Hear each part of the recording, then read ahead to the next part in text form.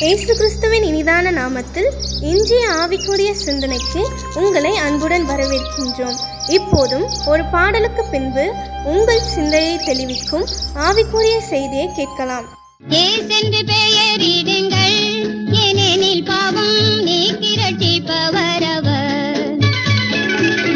ஏசென்று பெயரிடுங்கள், ஏனெனில் பாவம் நீக்கி ரட்சிப்பவர் அவர். ஆண்டவரும் இரட்சகருமாக இயேசுவின் இனிதான நாமத்தினால் உங்களை வாழ்த்துகிறேன். இந்த நாள் நம்முடைய ஆவிக்குரிய சிந்தனைக்காக லூக்கா எழுதின சுவிசேஷம் 1 அதிகாரம் 31 வசனத்தை நான் வாசிக்கிறேன். இதோ நீ கர்ப்பவதியாகி ஒரு குமாரனை பெறுவாள், அவருக்கு இயேசு என்று பெயரிடுவாயாக. மரியாதை தேவதூதன் சந்திக்கிறார். திருமணம் ஆவதற்கு முன்பாக அவள் நிச்சயிக்கப்பட்டிருக்கிற அந்த காலகட்டம், யோசேப்பு என்கிற வாலிபனுக்கு நிச்சயிக்கப்பட்டிருக்கும் பொழுது தேவதூதன் சந்தித்து சொன்ன வார்த்தை தான் இது. நீ கர்ப்பவதியாகி ஒரு குமாரனை பெறுவாள், அவருக்கு இயேசு என்று பெயரிடுவாயாக. அதே மத்திய எழுதின சுவிசேஷம் 1 அதிகாரம் 21 வசனத்தில் நிச்சயிக்கப்பட்ட புருஷனாகிய யோசேப்பிடம் தேவதூதன் பேசுகிறார். இயேசு என்று பெயரிடுவாயாக. இயேசு என்று பெயரிடுவாயாக. 2 பேரிடமே அந்த குழந்தை பிறப்பதற்கு முன்பாகவே இந்த பெயரை கொடுக்க வேண்டும் என்று சொல்லி தேவதூதனால் வெளிப்படுத்தப்பட்டு விட்டது. ஏனெனில் அவர் தமது ஜனங்களின் பாவங்களை நீக்கி அவர்களை ரட்சிப்பார். பாருங்கள் எவ்வளவு அழகாக சொல்லப்பட்டிருக்கிறது. இன்னைக்கு பாவங்களில் இருந்து விடுதலை பெற அதுக்கு பரிகாரம் உண்டான்னு சொல்லி மனுக்குள்ள அவனுக்கு தேடி ஓடிக்கொண்டிருக்கிறது. நிம்மதி இல்லாமல் எங்கு போனால் நிம்மதி கிடைக்கும், எந்த புனித ஸ்தலங்கள் போனால், எந்த இடங்களுக்கு போனால், எதை செய்தால் நிம்மதி கிடைக்கும், எல்லாம் இருக்கிறது ஆனால் எனக்கு சமாதானம் இல்லை, எல்லாம் இருக்கிறது எனக்கு நிம்மதி இல்லை, எல்லாம் இருக்கிறது எனக்கு தூக்கம் வருவதில்லை. இன்னைக்கு நிறைய பேருடைய புலம்பல்கள் இப்படித்தான் ஆகிவிட்டது.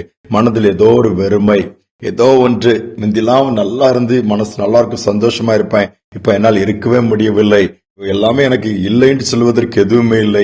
ஆனால் அப்படி புலம்புகிற கூட்டம் தான் அதிகம். ஆனால் இயேசு என்ன பண்ணுகிறாராம்? பாவங்களை நீக்குவார். அதோடு மட்டுமல்ல, அவர்களை ரட்சிப்பார் சொல்லப்பட்டிருக்கிறது. ரட்சிப்பார் என்றால் அவர்களை காத்துக்கொள்வார், காப்பாற்றுவார், ஆக்கினைக்கு உட்படுத்தாதபடி காத்துக்கொள்வார். ஏன்? பாவம் செய்கிற ஒரு மனிதனுடைய முடிவு மரணம் என்று வேதம் சொல்லுகிறது. அது எப்படிப்பட்ட ஒரு மரணம்? சரீரப்பிரகாரம் மரணத்தை தாண்டி ஒரு நித்திய மரணம், அதாவது 2ஆம் மரணம் என்று வேதம் சொல்லுகிறது. அக்கினி கடல்ல நரகத்திற்கு போக வேண்டிய ஒரு நிலைமைக்கு கொண்டு போய்விடும். இயேசு பாவங்களை நீக்கும் பொழுது, மன்னிக்கும் பொழுது அவர்களை அதன் மூலம் அவர்களை தண்டனைக்கு தப்புவித்து விடுகிறார். பாவத்திற்கு தண்டனை உண்டு, ஆனால் அது மன்னிக்கப்படும் பொழுது தண்டனைக்கு தப்பித்துக் கொள்ள முடியும். இயேசுவானவர் அதை தான் செய்தார். யோசித்து பாருங்கள், எவ்வளவு பெரிய தியாகத்தை அவர் பண்ணியிருக்கார். இதிலும் அவருடைய அன்பை நாம் பார்க்க முடியும். ஒரு ஜட்ஜ், அவருக்கு ஒரு நல்ல ஒரு சிறு குழந்தை, அவன் வாலிபனாக வளர்கிறான், ஒரு தவறை செய்து விடுகிறான். கடைசியில குற்றம் சாட்டப்பட்டு கூண்டிலே நிறுத்தியிருக்கிறான். அங்கு அந்த கோர்ட்டிலே தகப்பன் தான் நீதிபதியாக இருக்கிறார். பார்க்கிறார் தன்னுடைய மகன் சட்டப்படி குற்றம் நிரூபிக்கப்பட்டு விட்டது, வேறு அதற்கு தீர்ப்பு சொல்ல வேண்டும். தீர்ப்பை சொல்லுகிறார். அந்த தண்டனை, அதற்கேற்ற அந்த குற்றத்திற்கேற்ற தண்டனையை மகன் என்று கூட பார்க்கவில்லை. அதை கொடுத்துதான் நியாயமாய் நீதியை செய்கிறார். தண்டனையை அங்கு அறிவிக்கிறார். குறிப்பிட்ட ஒரு பெரிய தொகை அதற்கு செலுத்தப்பட வேண்டும். செலுத்தினால் அவனுக்கு விடுதலை, இல்லாவிட்டால் சிறையிருப்புக்குள் கடந்து போக வேண்டும். இவன் தகப்பன் ஏதாவது மன்னித்து விட்டுவான்னு நினைக்கிறான். ஒன்றும் நடக்கவில்லை. தகப்பன் உடனே தண்டனை அறிவிக்கப்பட்டு இவனை பிடித்துட்டு போய் அங்கு வைக்கிறார்கள். தகப்பன் தன்னுடைய இருக்கை விட்டு வெளியே வர, கோர்ட்டை விட்டு வெளியே வருகிறார். தன் அறைக்கு போய் கோர்ட்டில் போடக்கூடிய டிரெஸ்ஸை மாற்றிவிட்டு மகன் வைக்கப்பட்ட இடத்துக்கு போய் ஒரு பெரிய தொகையை தகப்பன் செலுத்துகிறார். தகப்பன் செலுத்தின உடனே அவன் செய்த தவறுக்கான தண்டனை நீக்கப்படுகிறது. பணம் செலுத்தப்பட்டதினால் அந்த தண்டனை அவன் அனுபவிக்க வேண்டிய அவசியம் இல்லை. அவன் விடுதலை ஆக்கப்படுகிறான். அந்த சிறையிருப்புக்குள் செல்வதிலிருந்தவன் தடுக்கப்படுகிறான், காப்பாற்றப்படுகிறான். இதே போல்தான் இயேசுவும். வேதம் என்ன சொல்லுகிறது? பாவம் செய்தால் அதற்கு தண்டனை உண்டு. ஆனால் அந்த பாவத்தின் தண்டனையை தாம் ஏற்றுக்கொண்டார். ஆக்கினை தாம் ஏற்றுக்கொண்டு நீங்களும் நானும் மறுமையிலே தேவனோடு வாழக்கூடிய பாக்கியத்தை வைத்திருக்கிறார். எப்பொழுது? இயேசு கல்வாரி சிலுவையிலே நமக்காக சிந்தின ரத்தத்தினால் கழுவப்படும் பொழுது நம்முடைய பாவங்கள் நீக்கப்படுகிறது. பாவங்கள் நீக்கப்படும் பொழுது அவரோடு கூட பரலோக வாழ்க்கை பெற்றுக் கொள்ள முடிகிறது. ஆக்கினைக்கு, நரகத்திற்கு நாம் தப்பிக்கப்படுகிறோம். அதுதான் தேவன் நம்மை ரட்சிக்கிற காரியம். யோசித்து பாருங்கள், எவ்வளவு பெரிய மென்மையான காரியங்களை ஆண்டவர் செய்திருக்கிறார். இயேசு என்றால் தமது ஜனங்களின் பாவங்களை நீக்குகிறவர். அதோடு மட்டுமல்ல, நித்திய அழிவாகிய நரகத்திற்கு தப்புவிக்கிறவர்.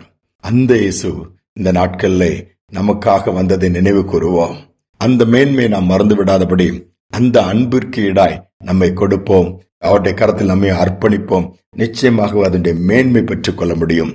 சோர்ந்து போயிருக்கலாம், எனக்கு இதுக்கு வழியே தெரியல, என் பிள்ளைகள் வாழ்க்கை பாதிக்கப்பட்டிருக்குது, என் குடும்பம் எப்படி இருக்குன்னா, ஒருவேளை முற்பிதாக்கள் செய்த பாவங்கள், மன்னிக்கப்படாத பாவங்கள், சாபங்கள் இருக்குமானால், இயேசுவே நீர் பாவங்களை நீக்குகிறவர் அல்லவா, ரட்சிக்கிறவர் அல்லவா, தண்டனைக்கு தப்புவிக்கிறவர் அல்லவா, இதனால்தான் இந்த பாடு, இதனால்தான் சொல்லி புலம்புவதை விட்டுவிட்டு ஆண்டவர்கிட்ட போய் சமூகத்தில் அறிக்கையிடும் பொழுது அதை மாற்றி போடுவார். சமாதானமும் சந்தோஷமும் நிறைவாய் நமக்குள் உண்டாகும். தொடர்ந்து அப்படி நாம் மகிமைக்கா ஓட முடியும். ஜெபிப்போம். அன்பின் தகப்பனே, எங்கள் பாவங்களை நீக்குகிறவரப்பா, எங்களை ரட்சிக்கிறவர் இயேசு என்கிற நாமத்தில் அத்தனை வல்லமை இருக்கிறது. இயேசுவேன்னு சொல்லி யாரெல்லாம் கூப்பிடுகிறார்களோ, என்னுடைய முற்பிதாக்கள் செய்த பாவம், தெரிந்தோ தெரியாமலோ செய்த காரியங்கள் எல்லாவற்றையும் எங்களை விட்டு எடுத்து போட்டு இந்த நாளிலும் எங்கள் நினைவு கூறுங்கன்னு சொல்லி நாங்கள் ஜெபிக்கிறோம் அப்பா. ஒவ்வொருடைய விண்ணப்பத்திற்கும் பதில் வரட்டும். மனதில் சமாதானம் இல்லாத பிள்ளைகள் சமாதானத்தை பெற்றுக் கொள்ளட்டும். சந்தோஷம் இல்லாத பிள்ளைகள் நிறைவான சந்தோஷத்தை நாட்களை அனுபவிக்கட்டும். உம்மை விட்டு தூரம் போன பிள்ளைகள் மீண்டும் பக்கம் வரட்டும் அப்பா. பெரிய அழிவு நின்று தப்புவிக்கும்படியாய், நித்திய ஆக்கினிலிருந்து நாங்கள் விடுவிக்கும்படியாய், நீர் தியாகமாய் கரையமாய் உண்மையை கொடுத்திருக்கிறீர். அந்த மேன்மை நினைத்து இன்னுமே நாங்கள் அதிகமாக நேசிக்கிறோம், தாழ்த்தி ஒப்புக் கொடுக்கிறோம். துதிகனமை ஏற்றுக்கொள்ளும் இயேசுவின் நாமத்தில் பிதாவே, ஆமேன் ஆமேன். இயேசு என்றாலே ரட்சகர்.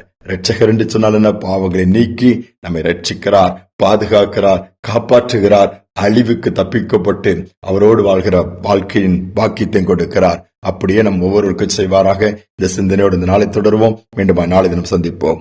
இயேசு ரட்சகர் பெயரை சொன்னார்.